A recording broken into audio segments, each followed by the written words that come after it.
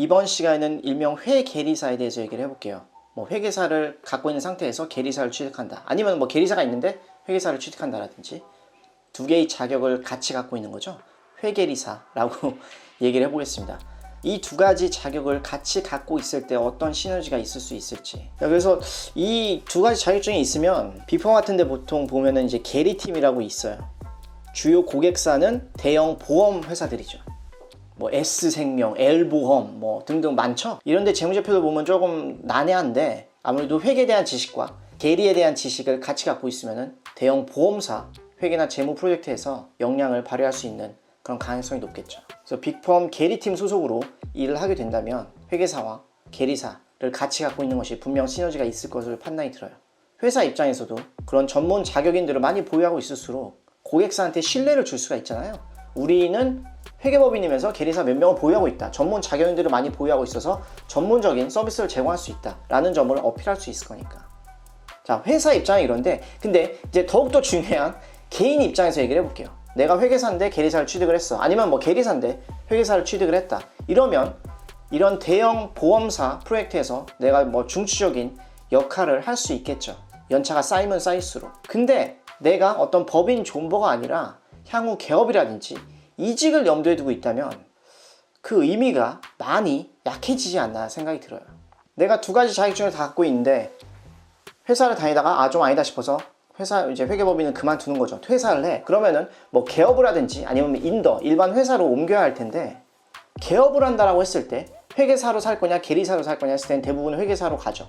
왜냐하면 벌이가 회계사 쪽이 더 낫다라고 기대가 되기 때문에. 아니면 계리사 쪽으로 갈 수도 있지만 근데 이 문제는 뭐냐면 계리사 같은 경우는 주요 고객사들이 대형 보험 고객사들인데 대형 보험 고객사들이 개인 계리사한테 과연 일을 맡길 것인지 맡길 가능성이 어느 정도 있지 이거에 대해서 생각을 해보셔야 된다는 거죠. 그렇다고 해서 개인이 무슨 보험 상품을 만들어서 개인 고객들한테 팔고 이게 뭐 법적으로 가능할지도 전 잘 모르겠지만 상식적으로 생각해도 이런 일은 하기가 좀 어렵겠죠. 고객을 모으기도 어려울 테고 우리 보험 어디 가입하는데 어디 조만한 계리법인에서 만든 보험 상품 뭐 만들 수 있는지도 잘 모르겠지만 이런데 일반적으로 가입을 안 하잖아요. 그래서 대형 보험사들 상대로 서비스를 계속적으로 제공을 해야 할 텐데 이런 부분에 대해서 어떤 답을 갖고 있을지에 대해서 생각을 해보셔야 될 것 같고 그리고 내가 그냥 나는 빅펌 존버가 아니라 일반 기업으로 옮기겠다 라고 하면은 여기서도 이제 테크를 선택을 해야겠죠.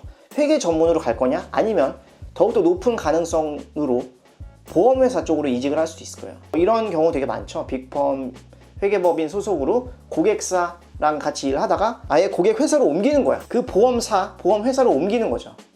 근데 이렇게 된다면 물론 보험사에서 뭐 높은 연봉 받고 회계나 계리에 대한 지식을 잘 써먹을 수 있지만 근데 뭐 두 가지 자격증을 갖고 있다는 게 어떤 의미가 있을지 생각이 드네요. 이럴 거였으면 그냥 계리사만 있는 상태로 또 보험회사에 충분히 취직이 가능한데 회계사 딴 거에 대한 어떤 그런 의미를 크게 찾기는 어렵지 않을까. 뭐 회계사 수당 같은 게 있으면은 그런 건 좀 챙길 수 있는 여지가 있겠죠. 이런 부분들을 생각을 해보시면 좋을 것 같아요. 그래서 회계사가 있는데 계리사 같은 경우도 또 이게 무슨 난이도가 어마무시하잖아요. 많이 뽑지도 않고. 그리고 2차 시험 같은 경우는 이게 무슨 5과목인가 뭐 있는데 이거를 5년에 걸쳐서 합격을 할 수 있기 때문에 5과목을 1년에 한 번에 그냥 한 큐에 확 붙는 이런 사람은 진짜 드물고 제가 알기로는 1년에 한 5명 정도밖에 안 된다고 들었어요.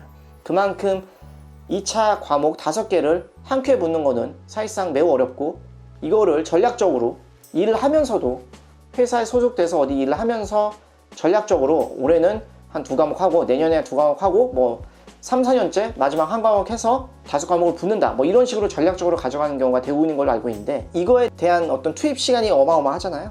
그리고 정신적으로 또 최종 합격을 하기 전까지는 몇 년 동안 마음의 짐으로 가지고 있을 수밖에 없다는 거죠. 홀가분하게 벗어 던져야 되는데 최종 합격을 하기까지가 뭐 평균적으로 몇 년 걸릴지 모르겠지만 5번 시험을 볼 수 있으면 글쎄요 현실적으로 봤을 때 최소 3년, 4년 아니면 정말 마지막까지 5년 차까지 최종 합격 상태가 아닌 그 상태로 시간이 흘러갈 가능성이 꽤 있다는 거죠. 그래서 이런 부분들을 감안을 해가지고 의사결정을 하시면 좋을 것 같아요. 물론 자격증이 2개 다 있으면 좋겠지만 근데 투입하는 어떤 노력과 시간 이런 걸 또 무시할 수가 없기 때문에 과연 이 회계리사 쪽으로 가는 게 나랑 맞을 것인지에 대해서 좀 뭐 다양한 부분들을 고려를 하시면 좋을 것 같습니다. 자, 이번 내용 도움이 됐으면 좋겠고 다음 시간에도 또 유익한 내용을 찾아뵙도록 할게요.